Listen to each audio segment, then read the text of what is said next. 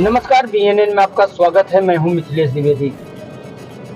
भदोही लोकसभा का महासमर चंद दिन शेष रह गए हैं। 25 मई को इस लोकसभा क्षेत्र में मतदान होना है।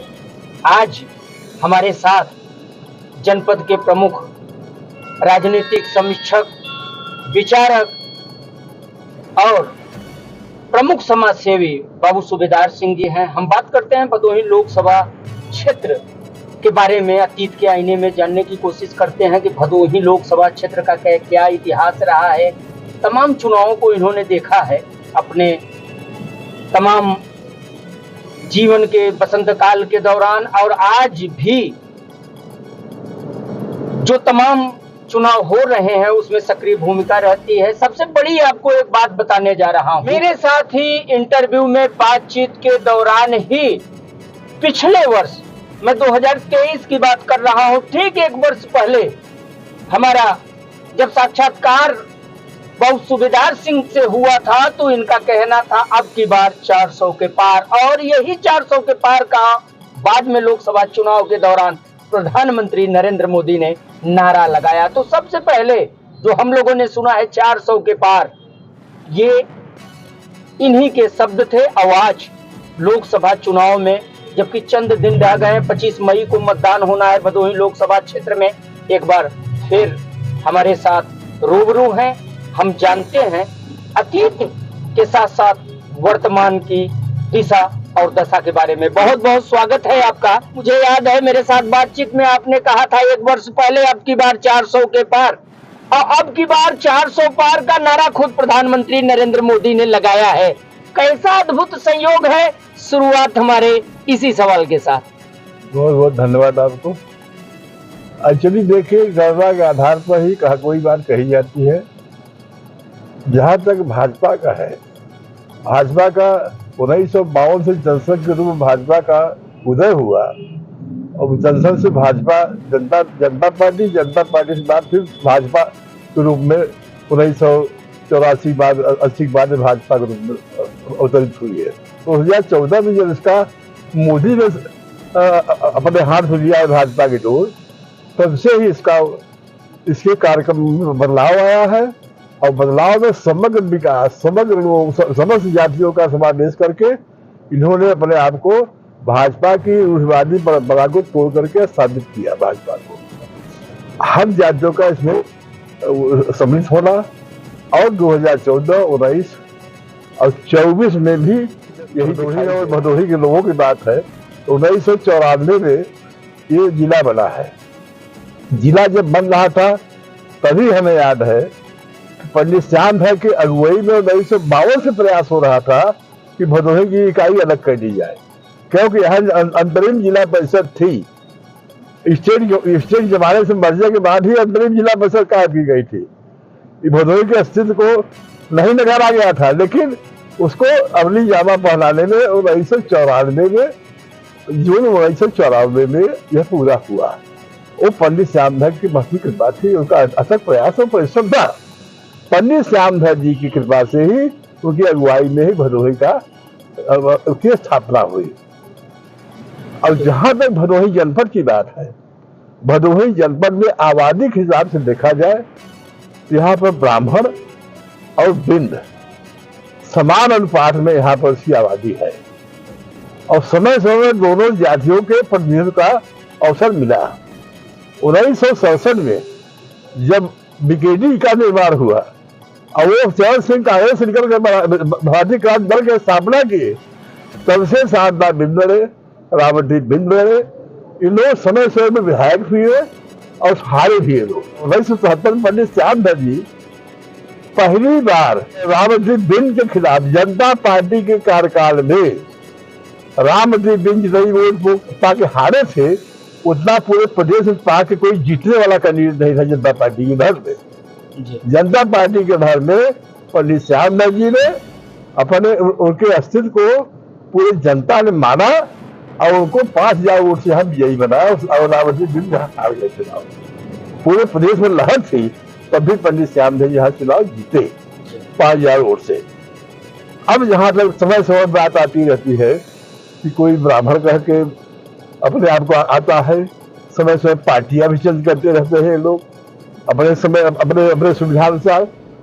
कोई पंडित श्यामधर नहीं बन सका यहाँ पे, क्योंकि पंडित श्यामधर जी का जो स्तर था, उनकी शिक्षा दीक्षा, उस संग्राम सेनानी थे, वो ब्राह्मण में किसी में आज तक परिलक्षित नहीं होता। इसलिए कोई समूल ब्राह्मण का अचोला पहन के निकलता है तो फिर तकलीफ होती है कि पंडित श्यामधर के चरित्र का निर्धारण किया जा रहा है। अब जहां तक बात यहाँ पर 1989 से लेकर आज तक 2024 के बाद चुनाव चल रहा है, देखिए समाज का सबसे प्रबुद्ध वर्ग ब्राह्मण होता है। ये धरती के सबसे अमिट सत्य है कि ब्राह्मण वर्ग ही धरती का प्रतिनिधित्व करता है। वेद शास्त्र पुराण उपनिषद सारे की रखवाली ब्राह्मण के ही माथे पर दायित्व दिया गया है, और उसमें ब्राह्मण थोड़ा सामान्य थोड़ा सा अपने आप को ऊपर समझता है, उसका सम्मान रहना चाहिए। और जहां तक देखिए भारतीय क्रांति दल की वोट को मोदी जैसा आदमी आकर के भाजपा में कन्वर्ट कर दिया, तो आबादी के हिसाब से अगर कहीं बिल ज्यादा है तो उनको टिकट दिया गया, कहीं ब्राह्मण ज्यादा है ब्राह्मण को दिया गया। और जहां तक हवा फैलाई जा रही है कि ब्राह्मण, पंडित कमलापति त्रिपाठी जो भदोही जनपद के निर्माण समय पर विरोध कर रहे थे इसका, तभी 1994 में इसकी नींव पड़ गई पंडित श्यामधर कृपा से। और यही परिवार आज आकर के टीएमसी के नाम पर उनका नाती पोता बन करके यहाँ ब्राह्मणों को बलगड़ा रहे हैं। हमें जहां तक याद है 1974 की बात है, शारदा दिन को यहाँ कांग्रेस टिकट दिया गया था। समस्त ब्राह्मण नाम मत होकर के एक शब्द का उच्चार और पोस्टर बयानबाजी हुई कि कमलापद की इच्छा और ब्राह्मण मांगे भिक्षा, यह कह करके ही संबोधन किया गया। और शारदा बिन का बहुत कम वोटों से 207 वोट से केवल जीत। समय समय इसका विरोध होता रहा, लेकिन सत्य बात यह है कि पंडित कमलापति त्रिपाठी के बेटे नाती राजेश पति जी आज के करीब 25 साल पहले चुनाव लड़े यहाँ पर पार्लियामेंट से कांग्रेस के 1 लाख 9,000 करीब लगभग वोट पाए थे इस भदोही सीट से। इसलिए उनके नाती को यह चॉइस दी गई कि अब जहां से आप विधायक थे वहां नहीं लड़े, आके भदोही लड़ गए। अब भदोही जब लड़ ही गए हैं, जिनको वही है कि हमको हमारे बाप जी 1 लाख 1.25 लाख वोट पाए थे, हो सकता है हमको इस बार ज्यादा वोट मिल जाए टीएमसी की वजह से। पूरे बंगाल में हिंदुओं का नरसंहार किया जा रहा है, हिंदू वोट नहीं देने पा रहे वहां पर, ये टीएमसी का चरित्र वहां का। और यहाँ के ब्राह्मणों को कहा जा रहा है कि आप हिंदू हमारे साथ रहिए, ब्राह्मण हमारे साथ रहिए, कैसे चरित्र निर्माण करेंगे? हमें आशा है कि ऐसे लोगों का वो जो दिमाग पर परिवर्तन हो रहा है, अपने समय पर सब भाजपा के साथ हो जाएंगे और भाजपा की सीट यह सुनिश्चित है। और जहां तक मेरे विश्वास है कि ब्राह्मण के अगुवाई में ही यहाँ के डॉक्टर बिंद जी वो चुनाव जीते गया। आपने ब्राह्मणों की बात की, चलते चलाते एक आखिरी सवाल आपसे जानना चाहेंगे कि भदोही के ही ज्ञानपुर विधानसभा क्षेत्र के बारीपुर गांव का एक होनहार मनीष शुक्ला था, जिसकी बंगाल में टीएमसी कार्यकर्ताओं ने हत्या कर दी थी, ऐसा आरोप है। मामला कुछ पुराना है, लेकिन खुद प्रधानमंत्री नरेंद्र मोदी ने इस मामले को ऊंच की जनसभा में मंच से उठाया था। और एक ब्राह्मण को टिकट दे करके टीएमसी प्रमुख ममता बनर्जी आखिर संदेश क्या देना चाहती हैं, जबकि भदोही का ही ब्राह्मण बंगाल में मारा गया? ऐसा है, आप लोग पत्रकार है, आप लोग बाल खाल निकाल देते हैं। अच्छा तो मनीष शुक्ला छोड़िए आप, मुमकिन हत्या हो गई क्योंकि हमारे जिले के रहने वाले थे। पूरे देश के हिंदू वहां पीड़ित हैं। यहाँ के ब्राह्मण बेवकूफ नहीं है, यहाँ के ब्राह्मण भी प्रभुत्व वर्ग में आते हैं और पढ़े लिखे लोग हैं, योग्य लोग हैं। और जहाँ तक मैं प्रधानमंत्री ने जो बात कही है, निश्चित रूप से हमारे जिले का लड़का था, उसकी वहाँ हत्या की गई, वो अत्यंत निंदनीय है। और उसके लिए कम से कम एक कैंडिडेट बनाया गया है टीएमसी के, हम लोगों को माफी मांगनी चाहिए ब्राह्मणों के यहाँ कि हमारी पार्टी गलती थी, हमारे पार्टी की नीतियों की गलती थी, हमको माफ कर दीजिए। तभी जनता यहाँ लोग माफ कर पाएंगे। उत्तर प्रदेश में क्या माना जाए, बीजेपी को कितनी सीटें मिल रही हैं? चूंकि यहाँ भी उत्तर प्रदेश के मुख्यमंत्री योगी आदित्यनाथ का अपनी एक पहचान है, अपना एक कार्य है, तो क्या माना जाए, क्योंकि सबसे बड़ा राज्य उत्तर प्रदेश है और फैसला सत्ता का उत्तर प्रदेश ही करता है। बिल्कुल सही आपने प्रश्न रखा। 80 सीट की संख्या है, जो कि पूरे देश में सबसे बड़ी संख्या है।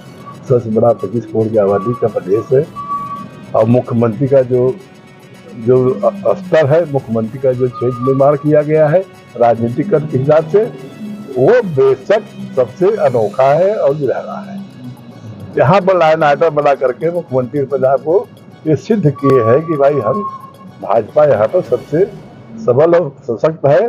और जनता की जो मांग थी कि यहाँ गुंडागर्दी, यहाँ माफियागिरी से समाप्त की जाए, और उसमें योगी जी बहुत सफल रहे हैं।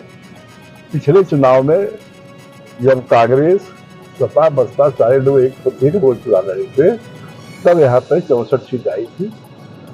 अब इस बार ये लोग बसपा भी लड़ रही है, सपा भी लड़ रही, कांग्रेस कई सारे लोग हो चुके हैं, कोई इसका महत्व नहीं रहेगा। 80 के 80 सीट में ये लोग ईश्वर से मनाए, एक आध दो सीट कहीं इनको बुरा गैर के चक्कर में कहीं कुछ फंस जाए, और हमें 80 के 80 दिखाई दे रहा है, कहीं एक भी सीट किसी को मिलती नजर नहीं। प्रमुख राजनीतिक समीक्षक, चिंतक और विचारक के साथ साथ समाज सेवी बाबू सूबेदार सिंह की बातें सत्य होती हैं, सत्यवाणी होती है। पिछले साल की बात आपको बता चुका हूं, अब की बार 400 के पार की का जो शब्द इन्होंने दिया था, ठीक 1 वर्ष बाद प्रधानमंत्री ने इसे नारे में तब्दील कर दिया था। एक बड़ी बात इन्होंने कही है भदोही लोकसभा क्षेत्र के बारे में। आपको जानकारी ना हो फिर से सुन लीजिएगा। कमला पद की इच्छा, ब्राह्मण मांगे भिक्षा, नारा किसने दिया? टीएमसी के राज में बंगाल में जो हिंदुओं की हत्या हो रही है, भदोही का मनीष जैसा युवक पता नहीं देश के कितने राज्यों के कितने युवकों की जान गई है, उनके बारे में भी इन्होंने कहा है। 80 में इक्का दुक्का मनाए विपक्ष इंडिया अलायंस की इक्का दुक्का सीटें भले मिल जाएं, अधिकतर सीटें भाजपा जीत रही है। नारा साकार होने जा रहा है और एक बार फिर तीसरी बार बीजेपी की हैट्रिक जीत के साथ नरेंद्र मोदी ही प्रधानमंत्री बनेंगे, ऐसा कहना है बाबू सूबेदार सिंह का। तो फिर मिलेंगे इसी तरह की एक और बड़ी खबर के साथ और बताएंगे कि भदोही लोकसभा क्षेत्र के महासमर का द्वंद कहां तक पहुंचा है। मिलते हैं एक ब्रेक के बाद, तब तक के लिए दीजिए इजाजत, नमस्कार।